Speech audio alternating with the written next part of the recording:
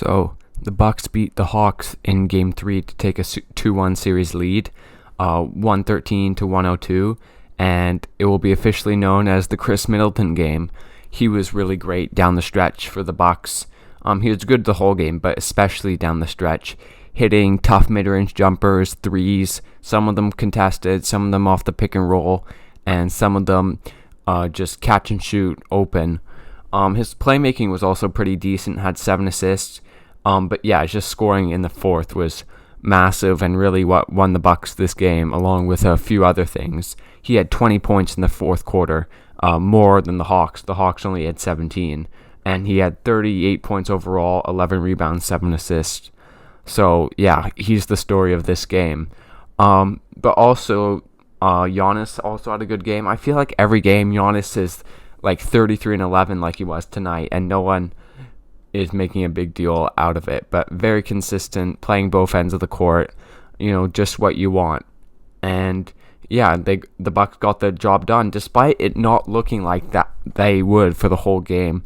The Hawks had a really fast start. They went on a 7-0 run to start the game, and were really dominant for the first half of the first quarter. Trey was hitting floaters, hitting threes. Bogdanovic appeared to be playing better, and had looked better, especially because he had that right knee injury. So he was playing better at the start, and the Bucks were struggling to shoot threes in the first half and struggling offensively a bit, but they ended up tied at the half, which it felt like the Hawks really won the first half, and maybe that's where they lost the game, not having a lead going into halftime.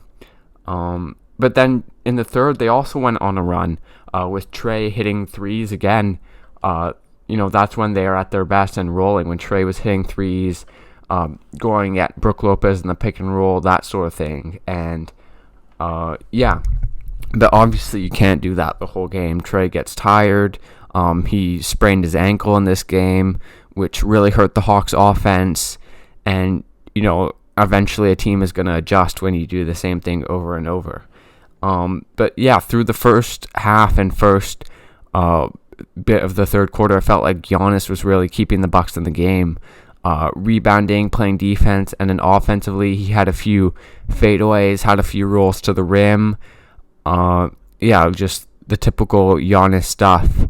Getting to the free throw line, even though he's not super efficient there, it's still a good possession if he gets there. Just that sort of thing. John Collins for the Hawks also got in foul trouble, which meant there was more of Gallinari, and I thought Gallinari did a pretty good job in this game. Offensively, he had a few post-ups, he had a few catch-and-shoot shots, and really gave them good production offensively, especially for a bench player. He had 18 points. Like, you'll take that any day of the week from Gallinari. And then defensively, I thought he had active hands. Obviously, he's not the greatest defender, can be outmatched, can be slow on his feet sometimes, but really the whole Hawks team I thought had quick hands and definitely got a few steals, which led to transition baskets. That was also when they were rolling, when they were getting steals and getting in transition. And they were able to do that quite a bit through the first 3 quarters.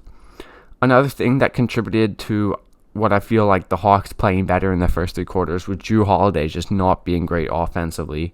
He wasn't the whole game. He had 6 points, which, you need more from Jrue Holiday. I know he is still playing decent defense, got 11 assists, but still, 6 points, not really taking good shots, missing threes, which really hurt the Bucks. But like I said, they're still in it.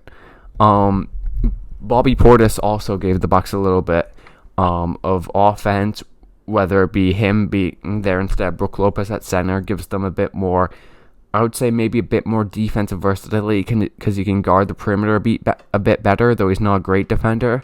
And then offensively, he can stretch the floor a little bit better, can go off the dribble a tiny bit, that sort of thing. He had 15 points, which in 17 minutes, which is good for the Bucks.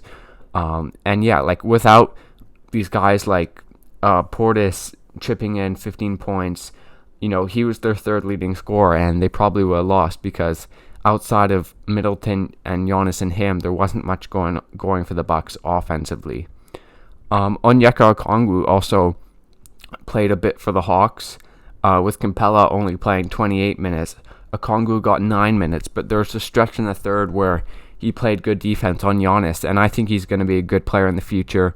Obviously, this rookie season had a lot of injuries, tough to get into the Hawks rotation, but he's played a bit in the playoffs, and from what I've seen, he looks very good, especially defensively. Still has some weight to put on, but can move his feet quite well, has active hands, has good positioning, that sort of thing.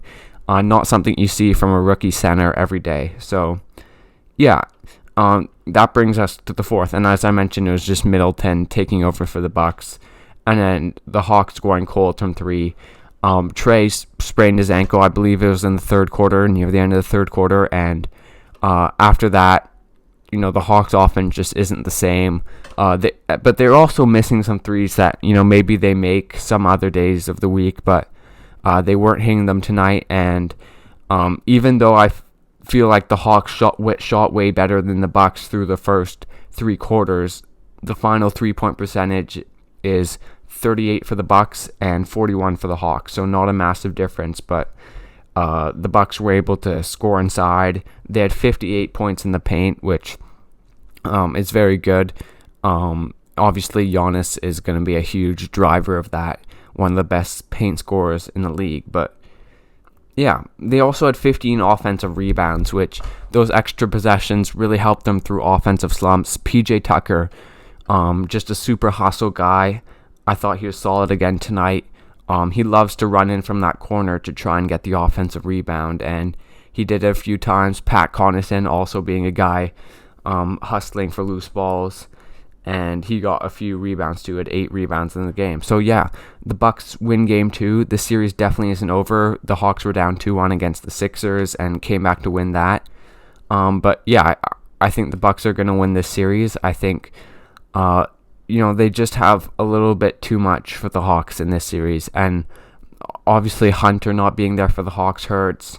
And Trae Young's ankle thing hurt them in this game. But at the end of the day, the Bucks were able to survive bad shooting through 3 quarters and win this game. And a lot of that is due to their two of their stars, Middleton and Giannis. But anyways, thanks for watching this video, guys. Leave a like, subscribe to this channel for more NBA content, and I'll see you guys next time.